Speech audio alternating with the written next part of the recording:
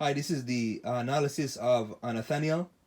For this video, I'm just talking about third-person action adventure type games. In a certain games, right? There's gonna be these moments where you're gonna be forced to fight enemies. So you're gonna be forced to fight a certain enemy in the zone where you can't explore, you can't progress until you fight all the enemies in like in the area. You guys know, subscribe watermark just right down here. Press on it, please. Like, share, you know. The extra views always help. So yeah, when you're in these zones, so back to the zones, and when you're in these zones, you can't progress like until you fight all the enemies like in the zones.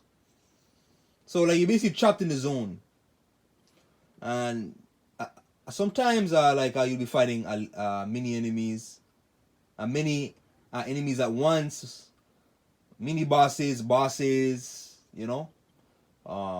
minions and all that. Projectile based enemies. So yeah, most of the time they're actually relatively easy.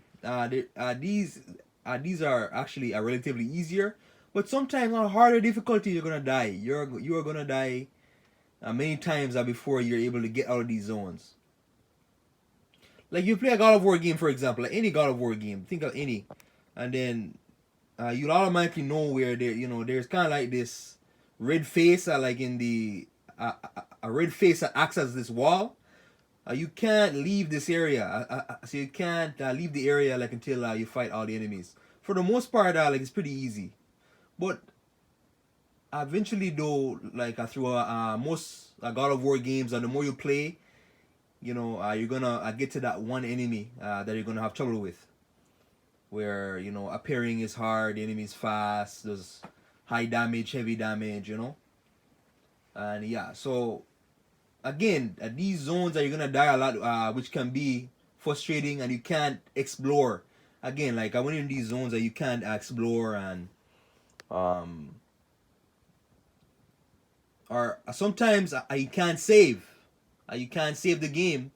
That's why auto save is the best, But like with the older God of Wars and the older I don't know May Cries, you gotta go into the yellow light to save the game. Very annoying. Thankfully though, like almost every game now has autosave. But yeah, and with the zones too, the like these fighting zones, fighting arena slash zones, they really force you to know different type of enemy types, whether it be projectile based enemies, fast paced enemies, heavy hitting enemies, enemies that require blocking or parrying a lot, and or magic based attacks or heavy based attack, so on. So like you really get to learn the game, and it really forces you to improve upon your fighting skills. Or Devil May Cry had the same. Um, I guess really you could really use these zones for any third person action type games. Action adventure type games. Devil May Cry 5. I know Devil May Cry 5 has it, where a same idea like as any God of War game. Where you're trapped in the zones and you can't progress. Sometimes though, like I remember playing a Devil May Cry game. I can't remember which one it was, DMC 3 or 4. I was trapped in the zones, right?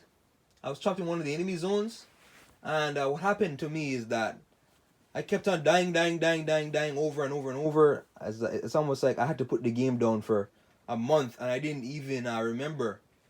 And when I came back to the game, I didn't remember, and then all of a sudden it's like, wait, oh, I gotta start here again.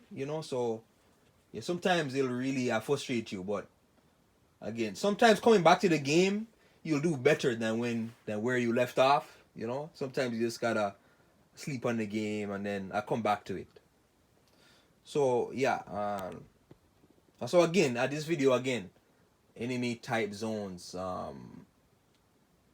fighting zones, enemy arenas, forced to fight zones, or even sometimes the exploration, like near Automata has, like this very interesting type post-apocalyptic world where the world was destroyed and then everything is falling apart. You know, in the game, the building, city, you know, because the android take over, like these robots taking over the world, and you know, you'll be in the zone. Then through exploring, you know, you're gonna explore into side missions and or main missions, and like you want to go back and explore the environment, but you can't because you're trapped in the zone, you know. Or other times too, like there is no zone, there is no barrier. I need to call a barrier, a barrier. That's what it is. There is no barrier, but if you try to escape, the enemies will just shoot you down. Castlevania Lord of the Shadows, for example. The enemies will try and shoot you down if you try and escape. So you know you always have to keep that in mind, you know. Um, so yeah, you know, again, like it's there to have you fight the enemies, up your game, and improve your game, and know the enemies better, you know. But sometimes, again, like what I said, it can get annoying. I'm a type of I'm a person where I hate dying over and over and over again and repeating the same thing over and over and over and over again. So yeah, but you know, positives and negatives with these type of enemy barriers. You know, so just a quick video. Again, enemy base barriers slash zones, zones in which you are forced to fight an enemy. Thanks for watching. Subscribe, share. Thank you.